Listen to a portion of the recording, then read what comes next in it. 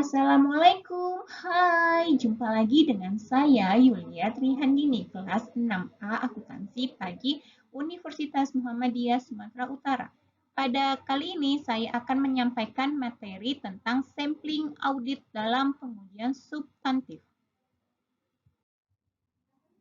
Sebelum mengetahui lebih dalam materi ini, pertama kita tuh harus mengetahui pengertian dari sampling audit. Sampling audit adalah penerapan prosedur audit terhadap unsur-unsur suatu saldo akun atau kelompok transaksi yang kurang dari 100% dengan tujuan untuk menilai beberapa karakteristik saldo akun atau kelompok transaksi tersebut. Selanjutnya yaitu rencana sampling dalam pengujian substantif dirancang untuk yang pertama yaitu mendapatkan bukti bahwa saldo rekening tidak salah saji secara material dan yang kedua yaitu membuat estimasi independen mengenai jumlah tertentu dan yang terakhir yaitu ketidakpastian resiko sampling dan resiko audit. Sampling audit dalam pengujian substantif ditunjukkan baik untuk resiko sampling dan resiko non-sampling.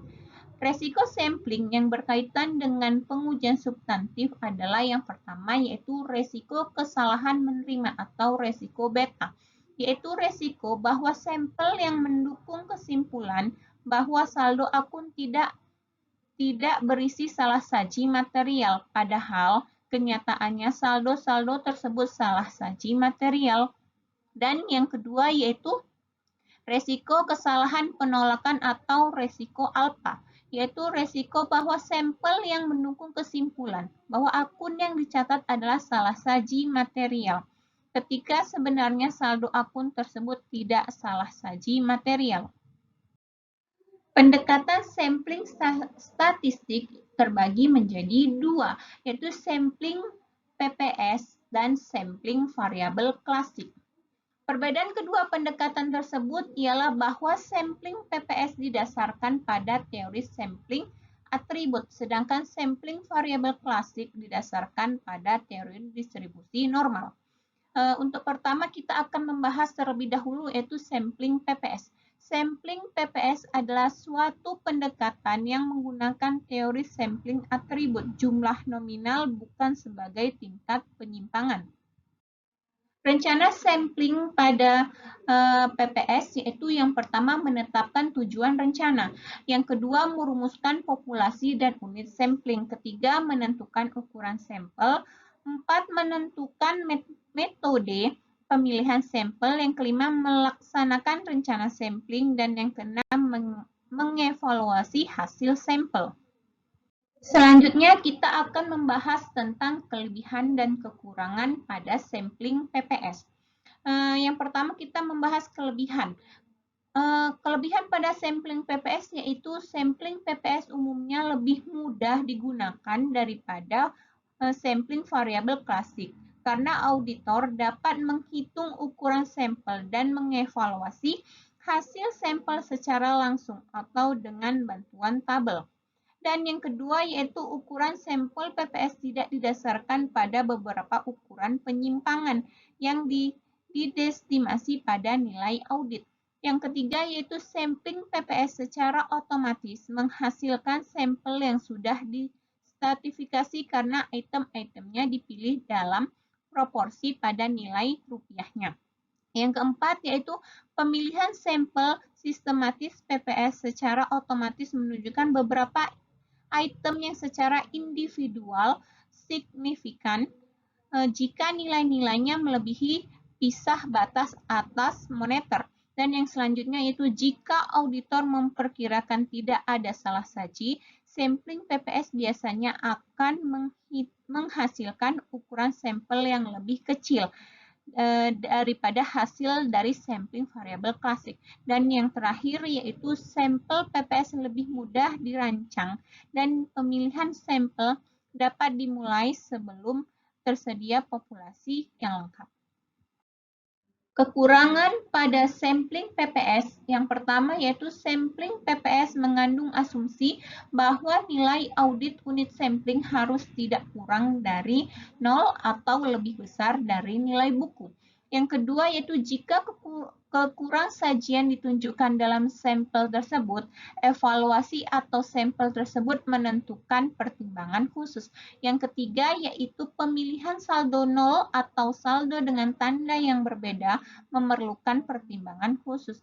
Yang keempat yaitu evaluasi PPS dapat melebihi ASR jika salah saji ditemukan dalam sampel. Dan yang terakhir yaitu sejalan dengan meningkatnya jumlah salah saji yang diperkirakan, ukuran sampel yang sesuai juga meningkat. Selanjutnya kita membahas tentang sampling variabel klasik. Itu terbagi menjadi 3 metode, yaitu yang pertama estimasi mean per unit atau MPU. Sampling MPU mencakup penentuan nilai audit untuk setiap item dalam sampel. Rata-rata nilai audit ini kemudian dihitung dan dikalikan dengan jumlah unit dalam populasi yang ditemukan pada estimasi total nilai populasi. Yang kedua yaitu estimasi diferensiasi. Dalam sampling ini perbedaan dihitung untuk setiap item sampai dari nilai audit item tersebut dikurangi nilai bukunya. Rata-rata perbedaan ini kemudian digunakan untuk memperoleh estimasi nilai total, produksi, dan variabilitas. Perbedaan digunakan untuk menentukan cadangan rasio sampling yang dicapai.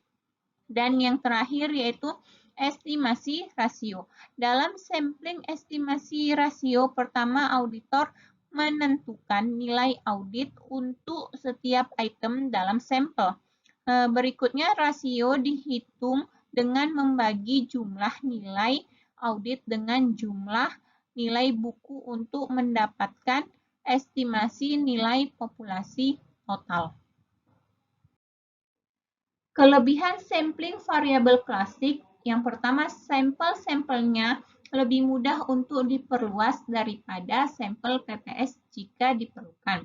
Yang kedua, saldo nol dan saldo bertanda berbeda tidak memerlukan pertimbangan perancangan khusus.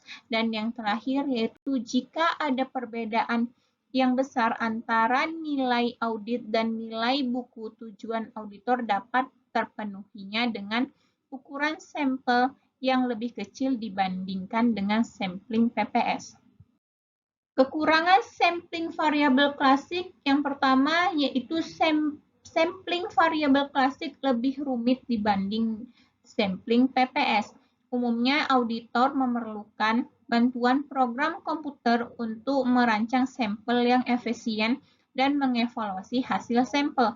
Dan yang kedua yaitu untuk menentukan ukuran sampel, auditor harus mempunyai estimasi penyimpangan standar karakteristik yang dikehendaki dalam populasi. Yang ketiga yaitu sampling non-statistik dalam pengujian substantif. Sekian presentasi saya. Wassalamualaikum warahmatullahi wabarakatuh.